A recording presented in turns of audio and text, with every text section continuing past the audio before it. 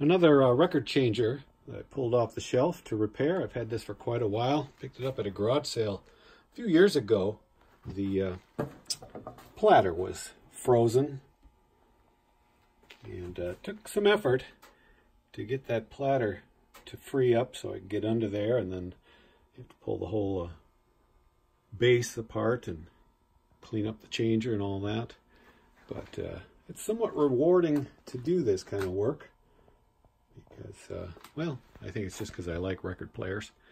And this Panasonic SL750 I was able to sell for $140. I probably paid just a couple dollars for it at the garage sale as it was non-working. Some more tapes sold. 2 boxes sold to one guy in Canada. 30 bucks a piece. And then this leader tape. This goes on the end of a reel-to-reel tape. You can splice it on there so it gives you some lead tape instead of the actual magnetic tape to thread the reel-to-reel tape recorder. And these 2 boxes sold for $20. I've had this hat for quite a while, and I bought it because it came along with this hat. I thought, what a great pair of hats. But it's probably been almost 2 years since I put them up for sale for $30, but they did sell full price. Just what we need, a little more snow. This is a line filter. I believe somebody who has some audio equipment might desire this. I think it just came in a box lot of a bunch of electronic stuff. I got it on auction last fall. So I was able to test it as far as there's voltage coming out of the outlet. But just leave it up to the buyer what they want to use it for. And it sold for $15, and I have 3 more of these. This is a pair of Cannondale Roam mountain biking shoes. They don't have any of the cleats in them, but I've had these for quite a while, as just sitting in my unlisted stock. I picked them up at a garage sale last fall for just a few dollars, $4 or $5, and they sold for $30. Spring is coming. This is a pair of leather pouch, tobacco pouches, I should say, that I've had up for sale for probably well over a year. A little tobacco in there when I was checking them out. Love the smell of tobacco. I wonder if you could buy tobacco and open it up in your house and just have that wafting through your house. I'm sure there's probably candles. Better than a lit cigarette anyway. And this pouch is kind of cool. It's got 2 zippers. This top one is for the tobacco, and the bottom one is either for perhaps pipe tools, or maybe you could fit a pipe in there. I'm not sure. But these were up for sale for quite a while. I believe I had them up for about $25, and had an offer of 10 on them, and came back at 20, came back at 15, and that was good enough. This is a fishing vest, Columbia PFG, and it's in really good shape. I got this quite a while ago, though, last summer at the garage sale. Can't remember what I paid for it, but knowing me, I didn't pay very much for it. And I finally got an acceptable offer. I think I had it priced at like $50, and got a guy up to $34 on this one. Love a big sale first thing Sunday morning. Sitting in my lounge chair reading the news.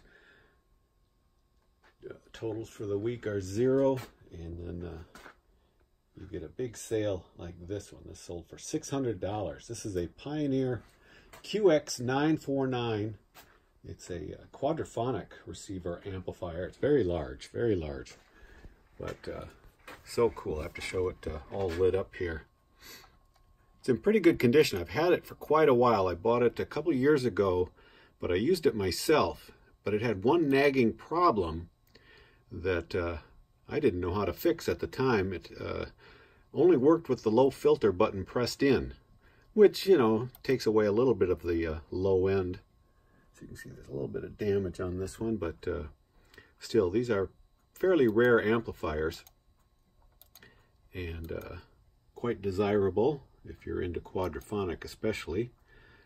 But I was able to replace a couple of electrolytic capacitors on the filter board, and that fixed the problem, so I felt confident in selling it, and I put a big price on it of $600, and it took about 3 weeks to sell.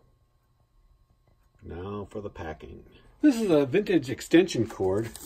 I went to an estate sale about a month ago, and there was a box out in the garage just full of extension cords of all shapes, sizes, a couple of new ones.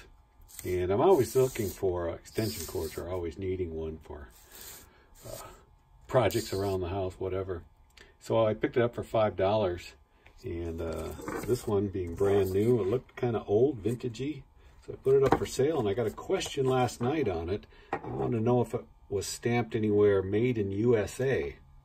Well, I came to take another look at it all around, and all I saw was the wiring device department, Providence, Rhode Island.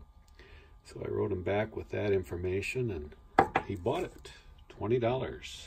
This is a louvered wall sconce. I thought it looked kind of mid-century-ish. I actually bought 2 of these from the home store, or restore, I should call it, the outlet that has materials and stuff that you can buy used. And they have new stuff like this lamp. Didn't have a box, but it still got the protective plastic coating on it. I was able to look it up online and find installation instructions, so I printed off that. And I priced the pair at $50 each, thinking somebody might want 2 of them.